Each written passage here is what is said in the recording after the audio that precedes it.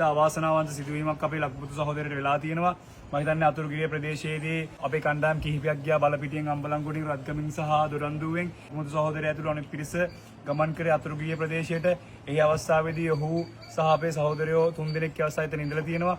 එතකොට අමානුෂීය විදියට අපේ ලක්මුතු සහෝදරයට පහර දීමක් සිදු කරලා තියෙනවා. ඉතින් මම අපි මෙම සිදුවීම තරයේ හිලා දකිනවා. හැකියක්මන්ට මොවුන්ට නීතිය ක්‍රියාත්මක කරන්න කියන ඉල්ලීම අපි සිදු කරනවා. අපි කැමැත්තෙනුත් යන්නේ මිනිස්සුන්ට උදව් කරන යන්නේ ඒ හැංගීමෙන් යන අතරතුරදී දැන් බෝට්ටුව බාල කරලා කට්ටියත් එක්ක දියට යනවා. දියට ගිහිල්ලා මේ නගින්න හදන බීලා දෙන්නෙක් මුලින් අපි කියන බීබුවයි කවුරුත් නගින්න එපා බෝට්ටුවට.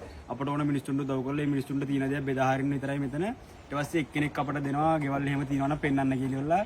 දැන් ටික දුරක් යනකොට කිසිම ගියක් දොරක් පේන්නේ නැහැ. මම අහනවා මොකද්ද මේකේ තියන්නේ අයියේ? කිසිම ගියක් දොරක් නැහැ. අපි මිනිස්සුන්ට උදව් කරන්න මේ ඇවිල්ලා ඉන්නේ. කිසිම දෙයක් පේන්නේ නැහැ. ගියක් දොරක් පේන්නේ නැහැ. ගස් කොළන් විතරයි තියෙන්නේ. කරන්ට් වයර් එකක් පේන්නේ නැහැ. නිකන් ලයිට් කණු වගේ නේ යකඩ කුරු වගේ තියෙනවා. එච්චරයි. මොකද්ද මේ කොහෙද එක්කන් යන්නේ? මේ ඊට පස්සේ ආර කොල්ලක් කියන මැදදී ග්‍රාම සේවක නෝනයි කියලා. ඊට පස්සේ අපි කියනවා අයියේ කොහෙද ඉන්නේ කට්ටිය? නෑ මේ හෙනින් ඉන්නේ කට්ටිය වෙනම අම්මානික ඉන්නේ. හෙට යන්න මෙහෙන් යන්නත් බෑ කිය. අපි එක්කන් යනවා. එක්කන් ගිහිල්ලා ඉවර වෙලා බිල්ඩින් එකක් ගාවිද නතර කර ගන්නවා. මේ එතනදී ටෝච් එකක් ගහලා එක්කෙනෙක් කන ගහනවා. මෙහෙට දාපන් කියලා බෝට්ටුව. ඩීමෝ පට්ටෙත් තියෙනවා උඩ. ටගාවට දැන් අපිට ඇස් දෙකට ඩීමෝ පට්ට තාම පේන්නේ නැහැ. අපි දැන් බිල්ඩින් එකකට බෝට්ටුව අල්ලන ගමන් ඉන්නේ. ඔය අල්ලන අවස්ථාවේදී අපිට කියන 3 දෙනෙක් මල්ලි පොඩ්ඩක් බහැලා උඩට වරෙන් කියලා මේ බෝට්ටුව මෙතනින් උඩට ගන්න ඕනේ කියලා දැන් බලත් එක්ක අපිට. අපි ආනම මොකටද කියලා ඉවරලා මං ඊට පස්සේ කියනවා අයියේ කිසිදු දෙයක් කරන්න එපා. ඔයාලා දන්නවද අපි කවුද කියලා? අපි නේවි එකේ ඉන්ට් එකට සම්බන්ධ කට්ටිය. එහෙම කියලා ටිකක් වෙනදලා ඒ කට්ටිය 3 දෙනෙක් උඩට ගිහිල්ලා 3 දෙනයි හිටියෙත් මේ උඩට ගිහිල්ලා කතා වෙලා ඉල්ල එකපාරටම මගේ ෂර්ට් කොල්ලෙන් ඇදලා නම් මට පාවල් දෙක තුනක් ගහනවා. ගහලා ඉවරලා එකපාරටම මේ අපි බෝට්ටුව හිටපු කෙනා බෝට්ටුව අරගෙන යනවා එතනින්. ඊට පස්සේ අපිට යන්න ඉන්න විදියක් නැහැ නේ. ඊට පස්සේ ගමේ සෙට් එකක් ඇවිල්ලා ගමේ සෙට් එක කියන්නේ එයාලාගෙම සෙට් එකක් තමයි ඇවිල්ලා ඇහුවේ.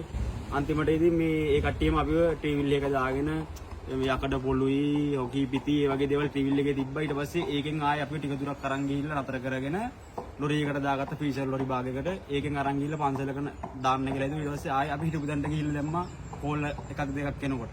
අසරණ වෙච්ච ඕගොල්ලොන්ට පිට වෙන්නේ. ඉතින් අපේ මේ කොල්ලෝ ටික ඔක්කොමලා ඇවිල්ලා බොට්ටු වල අරගෙන රැත් දාවල් නොකර අපේ ජීවිත ගැන හිතන්නේවත් නැතුව කරන්ට් වයර් වලින් ගස් කපාගෙන ඔක්කොම කරගෙන ජීවිත අනතුරෙත් දාගෙන අපි ගිහිල්ලා ආවේ ඕගොල්ලෝ බේරගන්න. පොලිස් පෙතුමාට කියන්නේ අපේ මේ කොල්ලොන්ට වෙච්ච අසාධාරණේ මේකට සාධාරණයක් කරන්න නීතියක් තියෙනවනේ රටේ. ඒකින්ද නීතිය ක්‍රියාත්මක කරන්න ඒ හරිම කලකිරීමක් ඇති වෙනවා. ඒ මුණාට පස්සේ අපි එන්නේ ස්වෙච්ඡාවෙන් අපි එන්නේ ආදරෙන් අපේ මිනිස්සු බේරගන්න අපේ මිනිස්සුන්ට පිට වෙන්න.